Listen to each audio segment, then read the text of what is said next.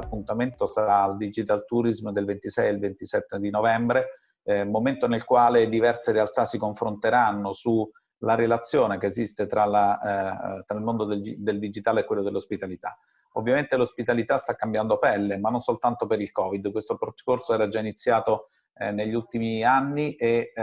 credo che ci siano dei grandi capitoli sui quali il mondo della parte turistico-ricettiva si sta interrogando. Uno è sulla distribuzione e quindi tutto quanto quello che riguarda il Go Mobile, la possibilità quindi di raggiungere determinati interlocutori che viaggiano attraverso tecnologia legata ai mobile con delle app specifiche, con delle iniziative push, con delle possibilità di catturare attraverso l'intelligenza artificiale i macro dati che riguardano le tendenze di consumo o i desideri, il collegamento di questo attraverso la lettura di quelli che sono i post sui social che sempre di più determineranno un nuovo modo di fare marketing per le strutture, per le destinazioni e per le aziende del settore del turismo.